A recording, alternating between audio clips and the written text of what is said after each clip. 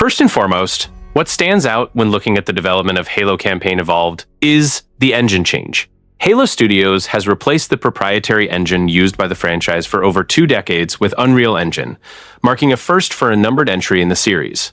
To me, this alone speaks volumes about their strategy.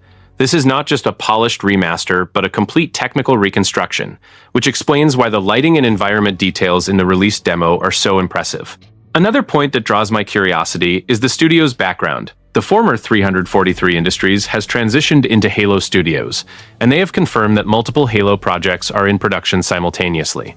This suggests Campaign Evolved may be treated as a transitional project to maintain the franchise and test the new engine, while the core team focuses energy on a more ambitious title, likely the next true Halo. This is precisely where industry speculation comes in. Rumors suggest that a significant portion of Campaign Evolved's development was outsourced. According to these rumors, core areas like programming and level design had heavy participation from external studios, including Abstraction, a subsidiary of Virtuos, which allegedly handled level and technical design. If true, it makes perfect sense for Halo Studios to use this project to free up the internal team for other tasks, which alters my expectations regarding how much original creative weight comes from the main studio. It is also interesting that this is the first Halo campaign to arrive on PlayStation, alongside PC and Xbox Series, with shared cross-platform progression. This is a massive development decision for a franchise that has always been marketed as an Xbox exclusive and demonstrates a strategy shift from Microsoft that goes far beyond simply releasing a remake.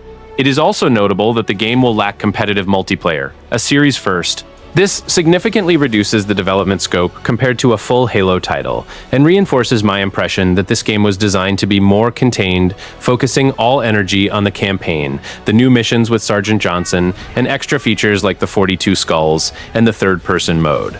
Based on what has been shown, there is a calculated balance between nostalgia and modernization, which does not appear to be coincidental. The idea of reusing assets and hiring outsourcing for technical parts, while delivering new motion-captured cinematics and voice acting from the original cast, shows a pragmatic production plan that aims to conserve internal resources without appearing low-budget to the end user. My sentiment regarding the development context is one of cautious optimism. I do not see this as a minor or disposable project, but it also does not appear to be Halo Studios' primary focus at the moment. Rather, it is a strategic step to test technology, expand platforms, and keep the franchise relevant while the next major chapter is built in parallel. If there's one thing that many people ignore in Strikers Club, it's the real value of the community center and free play before jumping into ranked. It seems basic, but it's not just about practicing a little. It's about simulating specific situations until they become automatic. This game severely punishes mechanical errors and slow decision-making, so jumping straight into competitive mode without this preparation is practically asking to suffer. One of the things that worked best for me was practicing dribbling sequences with finishes, as if it were a real play and not just loose movements.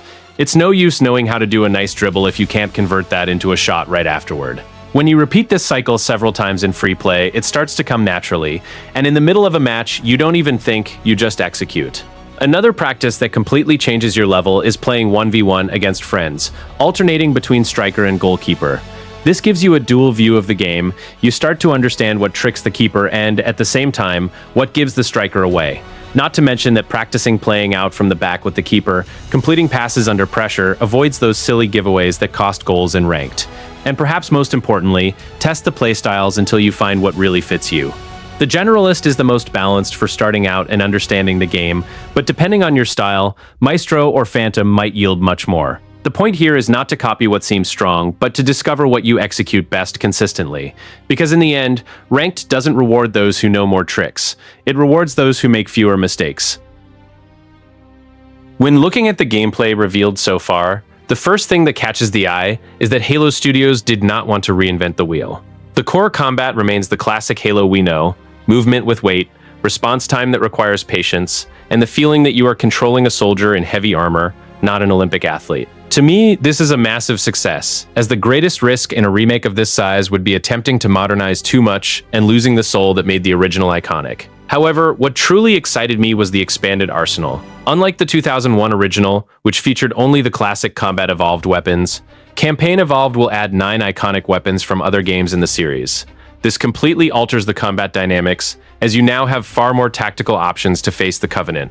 It is not just nostalgia. It is a combat sandbox that has actually grown, making each encounter feel less repetitive and more varied in terms of strategy. Another point worth highlighting is the cooperative gameplay. For the first time in Halo's history, the original campaign will feature online co-op for up to 4 players with crossplay and cross-progression across platforms. This is a massive change, as the 2001 original was limited to local split screen. Now you can play with friends on PC, Xbox, or PlayStation together, opening a world of possibilities for those who always wanted to relive the campaign with others. Gameplay has also been modernized with the addition of skulls, modifiers that alter combat in fun and challenging ways. There are 42 skulls in total, and Halo Studios made it clear that by combining these modifiers with the remix mode, the game offers virtually unlimited ways to play. This means that after finishing the campaign, you still have numerous ways to replay it with different rules, difficulty modifiers, and specific challenges. This provides an absurd amount of longevity to the experience. There is also the Campaign Remix mode, which allows you to combine skull modifiers to create completely different combat scenarios. This is essentially a built-in replayability system, and it reminds me of how roguelike games use seeds and modifiers. The idea that each playthrough can be unique depending on the skulls you activate is a layer of depth the original never had, showing that Halo Studios is thinking about keeping the game relevant for a long time. Another detail I found interesting is the addition of third-person perspective via the perspective skull.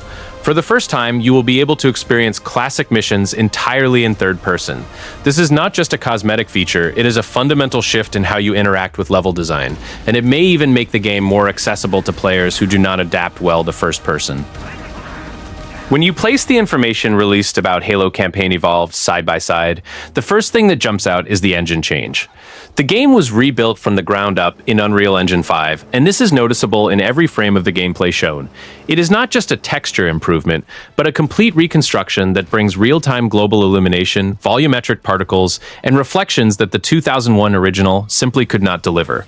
To me, this places the game on a visual level that no other Halo has reached before. What impresses me most is the use of technologies like Unreal Engine 5's Lumen and Nanite. Lumen handles dynamic lighting, making light behave much more realistically, reflecting on metallic surfaces, and creating dynamic shadows that change as you move.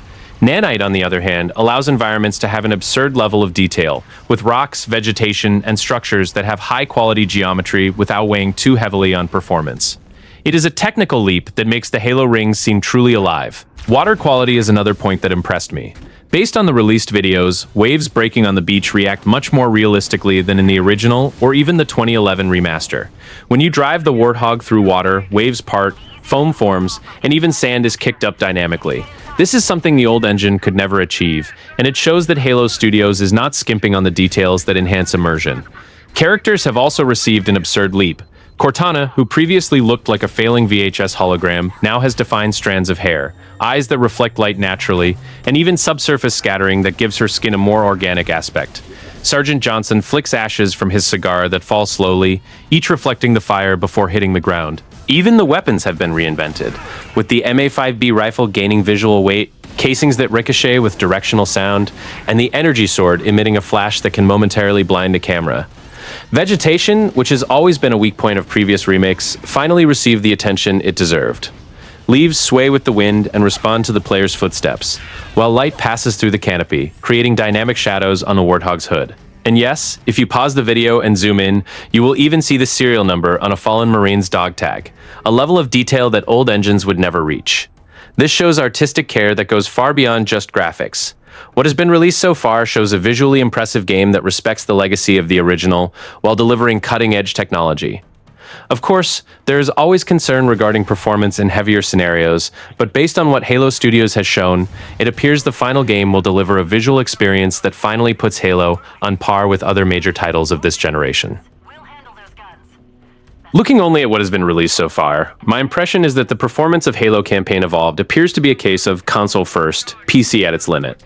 Preliminary tests show the Xbox Series X delivering a locked 60 frames per second with ray tracing enabled, using dynamic resolution upscaling that stays close to 1080p while maintaining a stable image.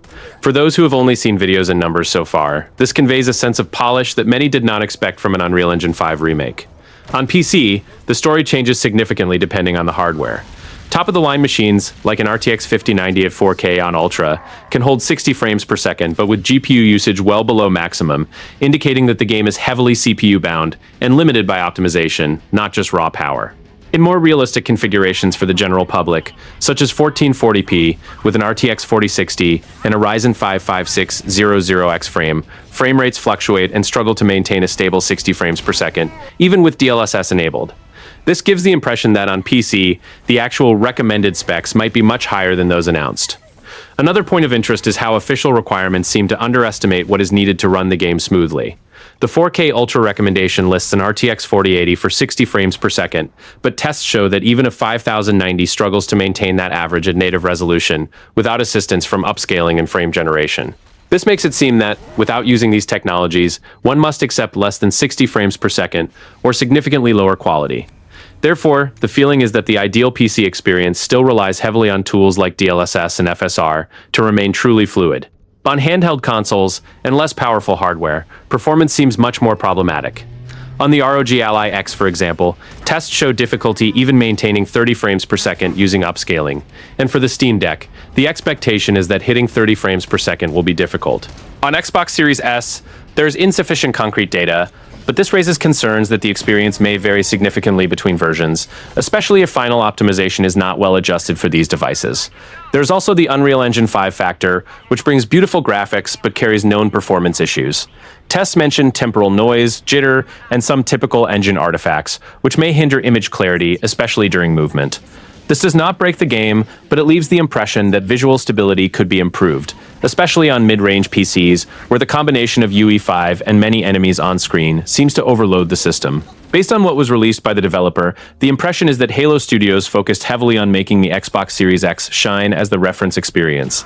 The console delivers consistent performance, with well-calibrated DRS, always active ray tracing, and very little stuttering reported in tests.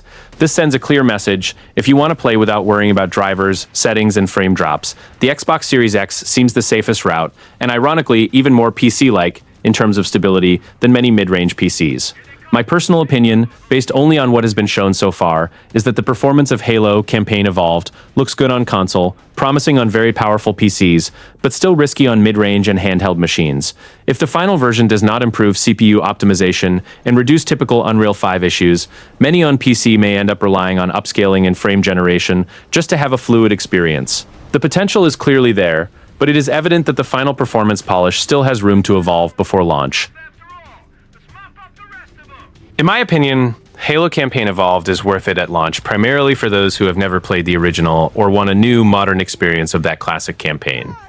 The game is a remake rebuilt from the ground up in Unreal Engine 5, with updated visuals, refined controls, remade scenes, and 3 unprecedented prequel missions, giving it a different weight compared to the old version or the Anniversary Edition many are familiar with.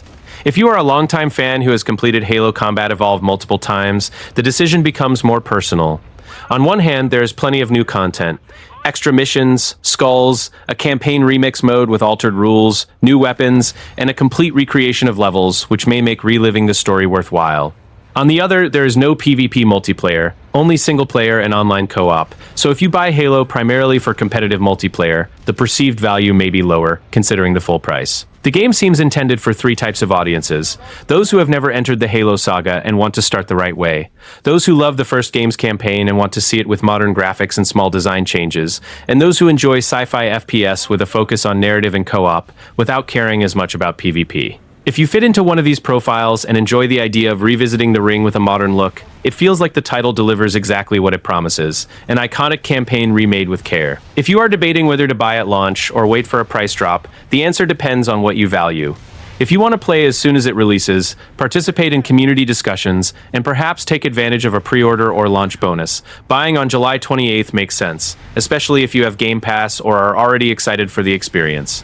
On the other hand, if you are more cautious about performance, day one bugs, and optimization on different PC configurations, waiting for the first patches and more complete reviews may be a safer strategy. I did not pre-order, but I think I will purchase at launch. The combination of a classic campaign, new visuals, and extra content seems attractive enough to justify the price, provided you truly enjoy the type of experience the game proposes, and I certainly do. In short, the game is worth it at launch if you love the original Halo campaign, want a modern version with extra content, and do not mind the lack of PvP multiplayer. For those who just want to experience Halo or have limited hardware, it may make sense to wait a little, see how real-world performance is after adjustments, and take advantage of a promotion. Ultimately, this is one of those cases where worth it depends more on your player profile than on the game itself. Stuck!